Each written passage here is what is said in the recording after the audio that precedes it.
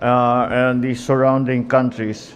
We just had a meeting with some of the members of the cabinet, the relevant members of the cabinet, to see what is the situation as regards, number one, the Philippine nationals that are, as you know, the millions of Filipino nationals that are in the area. And so the first concern that we obviously have is the safety of our people. And we, at this point, the only reported casualty is the one that I reported last Sunday. We are hoping that that will be the last of it. But of course, we are continuing to monitor yung ating mga embassy. Lahat ng mga attaches natin ay patuloy na umiikot at kinokontak yung ating mga Filipino workers sa iba't ibang lugar. At dahil ito ay hindi madaling gawin dahil as you know, patuloy ang pagbobomba ng mga area na ito at nagsasagutan na. Binobomba sila ng Israel, ang Iran binobomba ng Israel at saka ng US. Ang Iran naman ay sumasagot at kung saan-saan na, dumawak na ang mga area na tinatamaan ng mga missile na mga bomba ng Iran. At yung mga sinasabi nating hindi apektado noon, medyo tinamaan na ngayon. And that is why we meron tayong mga pinaplano dapat na mga ruta kung saan natin mailabas ang ating mga kababayan, mga overseas workers. Ngunit yung mga rutang yan ay sumara na dahil nung una hindi naman sila binobomba, ngayon binobomba na. So kaya very fluid ang situation, kaya patuloy namin monitor. We are in continuous contact, constant contact with our labor attache, of course our ambassadors, our labor attaches and our defense attaches para malaman kung ano ba ang sitwasyon. Unang-una, meron na tayong mga request na for repatriation. Halo-halo ito. Meron dito yung talagang pauwi na, natapos na ang kanilang trabaho, natapos na ang kanilang kontrata, pauwi na dapat sila talaga. Yung basically dahil nagsara lahat ng airport, walang lumilipad na eroplano, na-stranded sila. At yung isang grupo naman ay yung mga tiga doon na gustong lumabas at umalis doon sa danger area. So as of early this morning, 10 ang gusto magpa-repatriate from Iran. Ang pinakamarami from Israel, 297, 22 from Jordan, 231 from Bahrain, 586 from Dubai, 270 from Abu Dhabi. All together, that's 1,416 Filipino nationals who have requested repatriation. Ito ngayon ang problema. Ang problema, walang lumilipad na eroplano. At yung mga airport ay tinatamaan na. We have heard reports of attacks on different airports around the region. Generally this is by Iran. Yung mga tumulong sa Amerika at yung mga bansa na tumulong sa Amerika ay inaatake ngayon ng Iran as retaliatory strikes. Kaya very fluid ang situation. Ang assessment namin is delikado siguro magpalipad. Kahit na kaya nating magkumuha ng eroplano at ipasok, wala tayong magagawa. Dahil, number one, the airports are closed. There are all no-fly zones. This is a combat area. And ang kinakatakutan ko sa lahat ay yung nangyari, I'm sure nabalitaan ninyo lahat, 3 fighter jet ng Amerikano ay pinabagsak ng Kuwait by mistake. So, kung commercial airline, baka magkamali din at baka they will attack it by mistake. So that's what we are worried about. So siguro yung pagpalipad ay hindi muna natin gagawin. Ngayon, by land, meron mga option na nagsasabing by land. Yun din ay delikado din dahil kung magkaroon ng friendly fire incident, alam mo, pagka may putukan, it is an active combat zone. Pag nakakita ka ng maraming sasakyan, baka bombahin yun. Because they will misidentify it as some hostile movement. So that is also dangerous. Although that will be the best option that we will have in the immediate future. Dahil nga kinakatakutan pa natin yung pagpalipad. So ang advice na binibigay natin sa ating mga kababayan ay maghanap kayo ng safe place at doon kayo muna at you stay there and you stay in a safe place and stay indoors and stay away from areas of danger. Sa ngayon, we have the most dangerous area for our people right now would be Israel. Dahil tuloy-tuloy ang attack sa Israel. But the situation is Israel, dahil sanay sila sa gera, marami silang mga bomb shelter na pwedeng pagtaguan. At yun ang naging advice namin sa ating mga kababayan, doon muna kayo. Para maging mas maginhawa para sa kanila, kumuha tayo ng nakipag-usap tayo sa mga iba't ibang hotel na malapit doon sa bomb shelter, na doon sila muna pumunta, doon sila muna, at pagka may air raid alarm, tumakbo muna sila sa bomb shelter. And that is the advice we have given to our nationals in Israel and also our nationals everywhere else. Na if you are in a safe place, kung malayo naman kayo, just stay put and be safe. And we will slowly try to find ways. For those who want to be repatriated, we will find ways to get you out safely. And that is the key thing here. Pinakauna nating tinitignan ay dapat ligtas sila, hindi sila magkaproblema, hindi sila ma-attack dahil sa misidentification, dahil nga tuloy-tuloy ang pagbomba, missile attacks, drone attacks, and we already have seen friendly fire incidents in the past day. So kailangan natin bantayan yon. So right now, safety first for our people, and they are in constant contact with our embassy staff, both and the families of those who are working and living in the Gulf countries. Meron silang hotline with the Department of Migrant Workers and also with the DFA para maitanong naman nila kung anong kalagayan ng kanilang mga kamag-anak. The other thing is yung contact, may telepono pa. So they can actually call their own their relatives or their friends and see if they are okay. And kung kailangan, kung wala silang makontak, yung mga kamag-anak nila ang magsasabi sa atin na delikado yung mga tao natin in this place, pwede niyong puntahan at dalhin ninyo sa safe place. So, in general, that is the situation right now. We are, of course, on 24/7 alert. The embassies and all our foreign posts have given the hotline numbers and all the other modes of contact. But essentially, ang advice natin sa kanila, shelter in place and follow the host government's advice.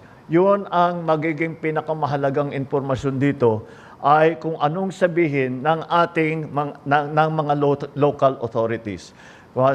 Kaya mabuti naman, dahil napakarami nating kababayan doon, marami tayong contact point sa mga gobyerno sa iba't ibang bansa, kung saan nandoon may OFW na Pilipino. So, ang ginagawa natin, sila ang tinatanong natin. Sila ang may pinakamagandang impormasyon na makapagsabi sa atin, safe na ilabas ninyo na. i-evacuate nyo na yung mga tao ninyo. And what means of evacuation that will be, and where, kung saan idadaan ang ating mga kababayan para sila ay malagay muna sa safe place at eventually maiuwi dito sa Pilipinas. So these are the plans that we have to in place. Maglalagay na sana tayo ng mga quick response team doon sa mga crossing area. Pero kagaya ng nasabi ko, yung mga crossing area, kung maalala ninyo, halimbawa, remember when the Hamas attack was done in Gaza, dinaan natin sila sa Rafah crossing, nagpunta sila sa Egypt. Ngayon, ang karamihan ng mga Pilipino in Israel are in Tel Aviv. Malayo na yun sa Rafah crossing, so we have to find other ways. So sa ngayon, we are depending on the advice that will be given to us by the local authorities in the place where our nationals, where our people are. And that is what we are hoping we will be able to determine, to assess when it is safe for us to. We already are collecting assets, mga bus, mga sasakyan.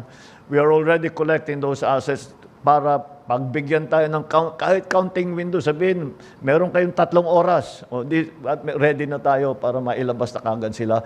O yung mga kababayan natin, there's another thing that we're doing, yung mga kababayan natin, mga workers natin na nasa areas kagaya ng mga oil refineries sa Saudi.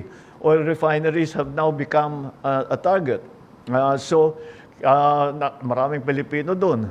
So in the other places that are danger areas where there are plenty of Filipinos, linalabas din natin sila doon to bring them to a safer place. So yun ang ating ginagawa for now within the area. Mahirap pa talagang pumasok at lumabas doon sa area na ngayon dahil ang lumilipad lang ngayon ay ang mga fighter jet at saka drone at saka missile.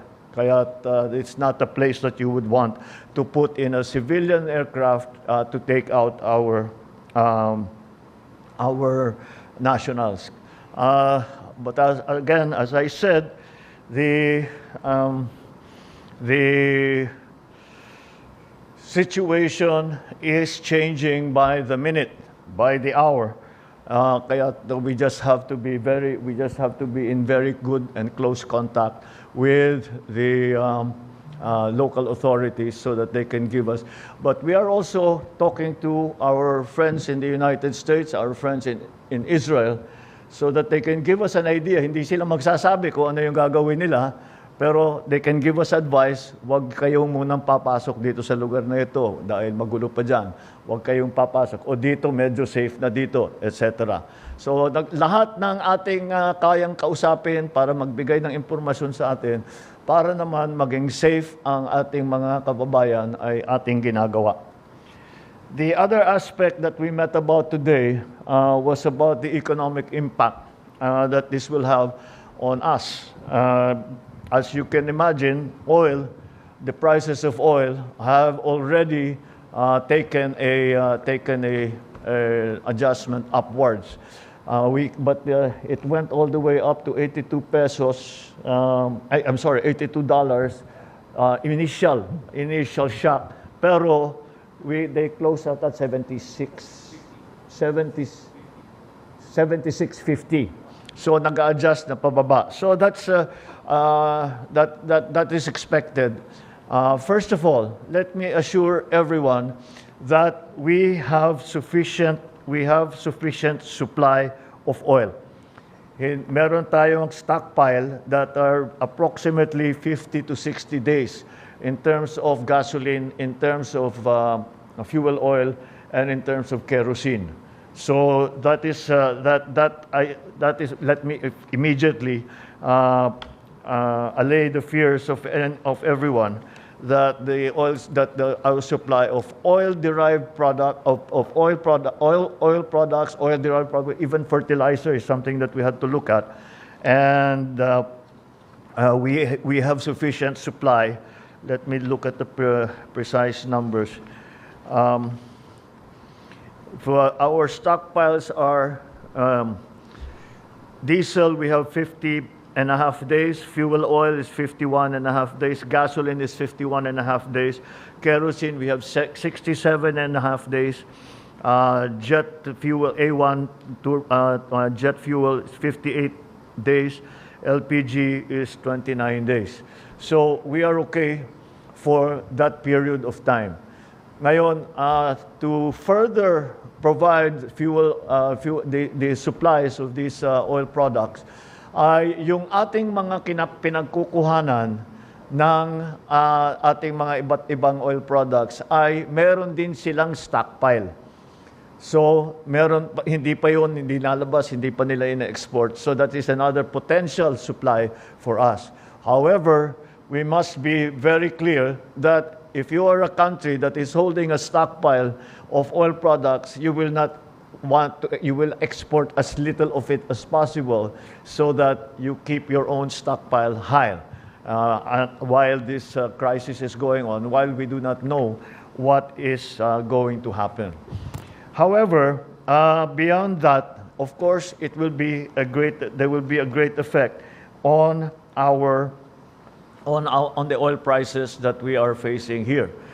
We have already seen the reaction on oil products, sa crudo, sa gasolina, sa LPG, at naramdaman na kagad, and that's again expected.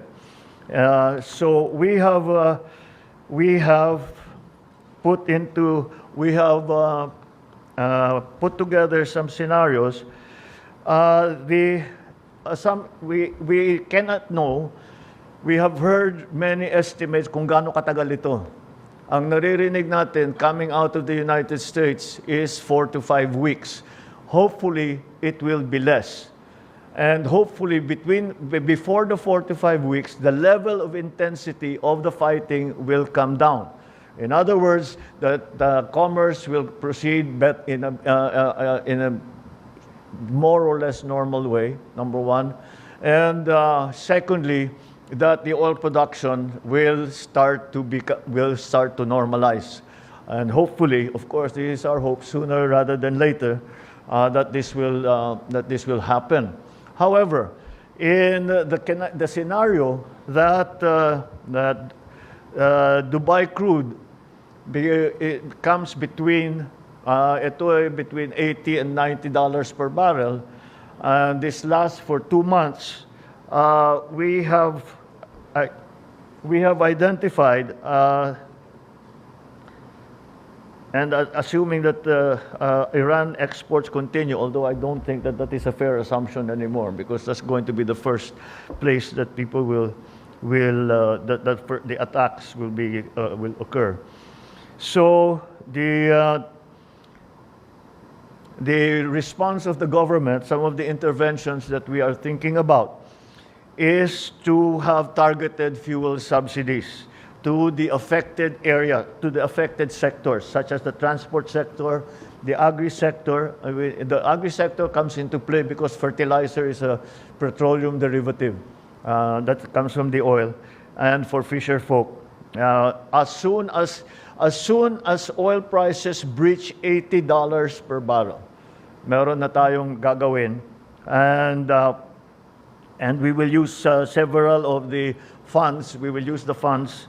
For example, we will use the Pantawid Pasada program and the subsidy for farmers and fisher folk. We are also trying to look at the possibility of easing the transport cost burden to workers, for the traveling public, providing maybe no fare bus rides along major routes, and maybe to hold fares down on the transport, our public transport facilities. And of course, we are now going to look for whatever subsidies we will need to provide, so that hindi naman masyadong maramdaman ng working public ang pangyayaring ito. There is also a proposal that we will examine further. I am going to talk to the leaders in both the House and in the Senate to maybe this is not yet a sure thing, but this is something that we are discussing, and it could be helpful. Is to give me the President the authority to reduce excise tax on petroleum products should Dubai crude exceed $80 per barrel. And that wala pa tayo doon. But if in case that happens, then maybe this is something that we will have to. This is one tool that we will have to have. So I will discuss it with the leadership of Congress and to see it is going to be an emergency measure. It is not going to be a permanent measure. It will be something that we will dispose of as soon as the crisis is over. And there has been a coordination between the Department of Energy and the oil companies that whatever price increases they are going to institute, that they be done in a staggered manner. Wag bigla, para hindi naman biglang tataas ang presyo ng petroleum products ng langis. Ito ay yung mga produkto na ginagamit ng taong bayan ay dahan-dahan lang paaakyatin. And that will hopefully become a little bit less less of a problem to the working public. The other area that we looked into are what will be the effect on the remittances, because this is something that will affect the families of those that are remitting funds from our workers in this part of the world. Karamihan ng remittances natin ay talaga diyan galing. Yan ang pinakamalaking working group natin na nandun. Hindi nila kasama ang pamilya nila kung hindi nagre-remit ng pera dito sa Pilipinas. It's a bit of a mixed bag in the sense that the remittances, again, it's very, very hard to make an estimate. Right now, most of these places, I would estimate, Sec Hans, would you estimate how many of the workers that are in the Gulf countries are presently working normally? Just a rough estimate. I would say a substantial number, maybe around 80-85%, Mr. President. That's what I'm getting. More or less 80 to 85%. Sinasabi nila, ang report nila sa amin, nagtatrabaho pa rin sila, na pumapasok pa rin sila. Kung hindi sila makapasok, meron silang mga work from home.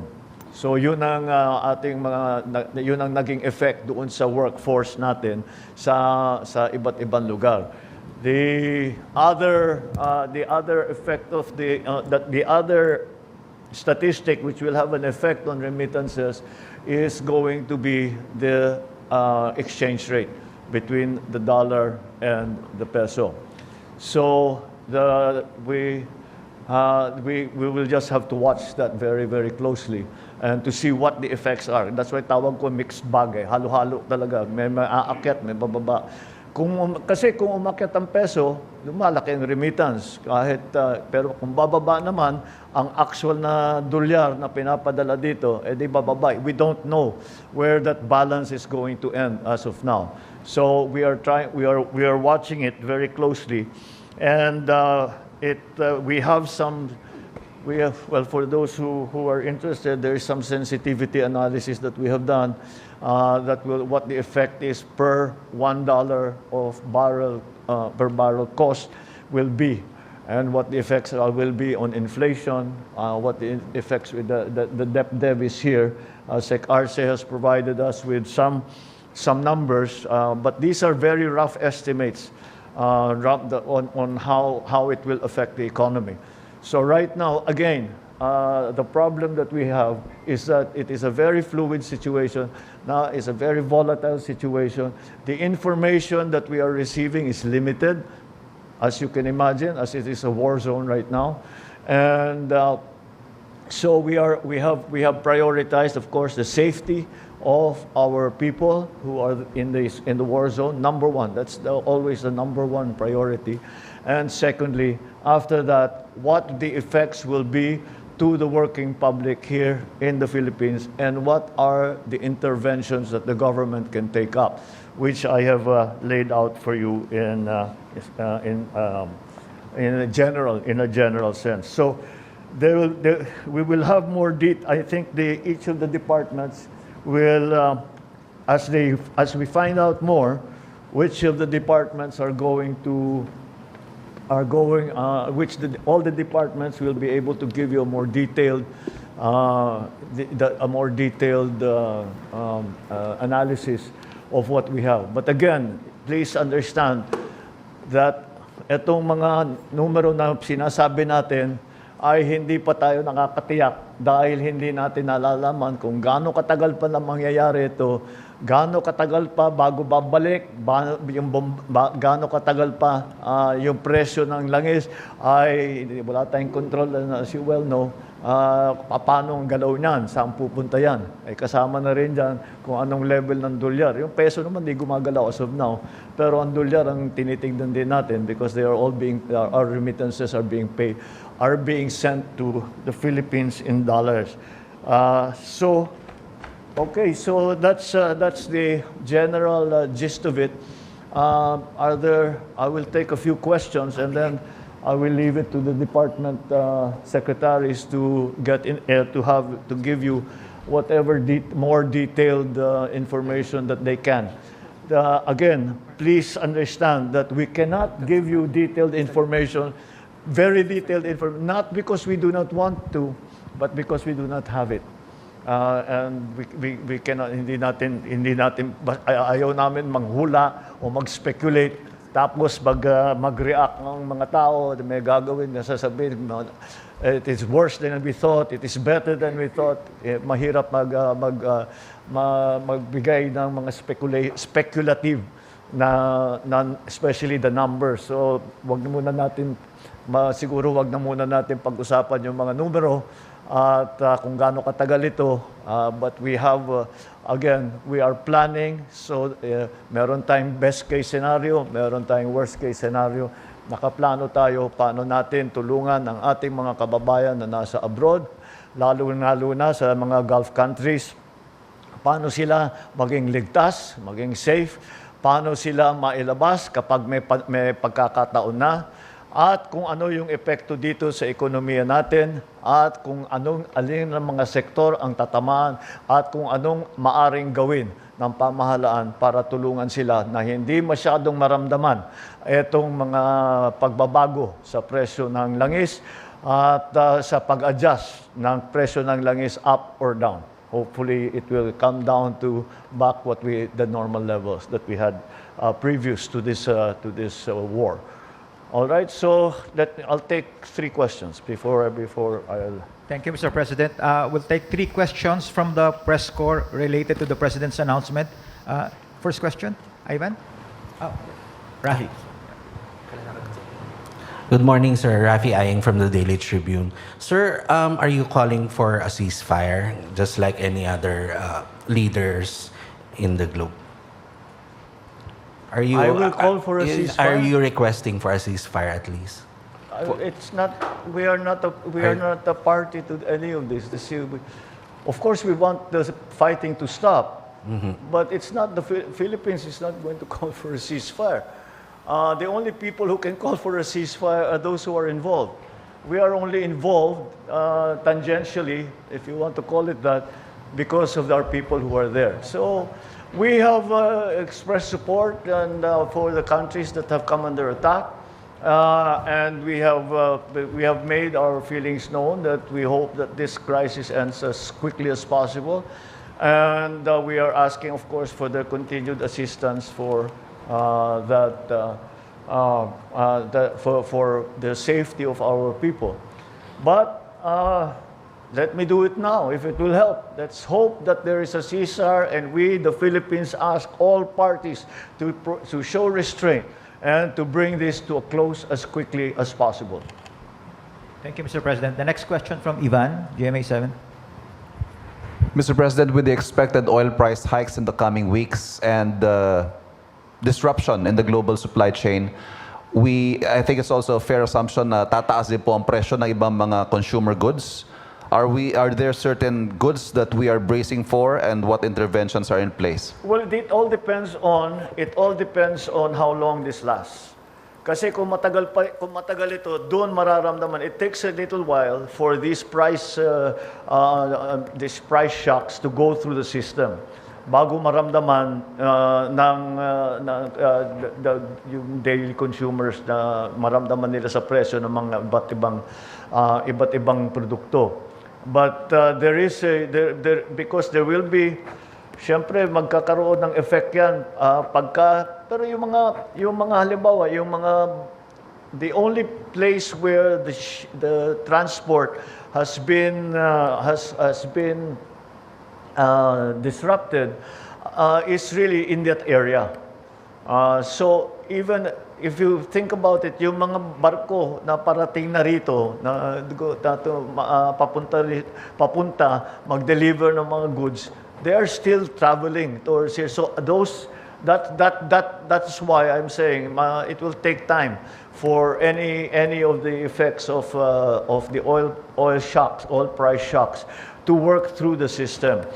And of course, the prayer that we have is that before they work their way through the system, matapos na ito. So that hindi na masyadong maramdaman ng taong bayan. Thank you, Mr. President. The last question will come from Ann Soberano from Radio Bombo. Mr. President, good morning po.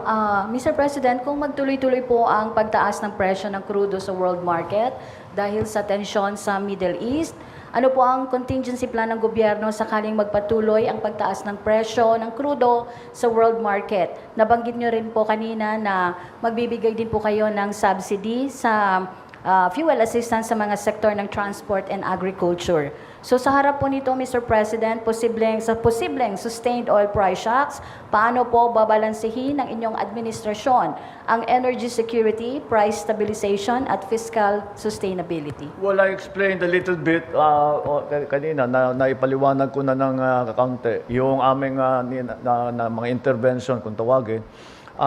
Kapag ito ay ang presyo ng langis ay lumampas na sa $80 per barrel. So, yun na nga yung sinasabi ko, mag-provide tayo ng subsidy para sa ating mga sektor, sa sektor ng ekonomiya na talagang maapektuhan, na mabigat. At yun ang nabanggit ko ay number one, of course, the transport sector, at saka ang ating lahat ng gumagamit ng langis, and that is of course that goes to everybody, but depending again on the price increases or decreases and the adjustments that will happen and how long those prices will be sustained or will last. Depende yan kung masyadong matagal, iba yung gagawin natin. We are already looking into adjusting, hopefully, the excise tax on fuel, on the other elements na financially magagawa natin to lower the prices of other goods. But even in the worst case scenario, I think that we will be able to provide at least some support to those critical sectors, and I hope that this is something that we will not have to do. We are still hoping and we are still praying that this doesn't last too long, and I hope and pray that our people will remain safe, and that we will be able to weather this very difficult storm that is become global in scope. Kaya't marami naman tayong hinahanda kung ang ating panalangin ay hindi mapabigyan at talagang patuloy pa rin ang labanan, marami naman tayong mga interventions. The other thing that I missed is that we have given instruction and to all government offices to find ways to be more to save on energy. That applies, panawagan ko na rin ito sa taong bayan. Maghanap tayo ng paraan upang mabawasan ang ating paggamit ng lahat ng mga sources of energy natin. Ito ay hindi pa, kagaya ng sabi ko, sapat naman ang supply natin. Ngunit ay baka sakali, ito ay kakailanganin natin gawin ito upang mabawasan nga ang pagbayad dahil tataas nga ang presyo. At hindi lamang sana sa government offices, but we have issued a directive to all the government offices to find ways, to find ways to save energy in every ways. Yung mga unnecessary travel, yung mga carpooling, yung mga bagay-bagay na ganyan. And these are things that that the general public can do. We encourage the use of public transport, private vehicles. Punuin naman ninyo yung sasakyan ninyo. Huwag yung isang tao lang ang gumagamit. All of these things can come together. We will give further guidance in terms of that. We will give further guidance. We will make public service announcements to make suggestions to people kung ano yung pwede pa nilang gawin para mabawasan ang kanilang paggamit ng energy. So that is the situation as we have it right now. Thank you all for coming in on this for this very rapidly called press conference. Magandang umaga sa Thank you inyo very lahat. much, Mr. Thank you. President. Malacanang Press Corps, thank you very much. That concludes our press conference.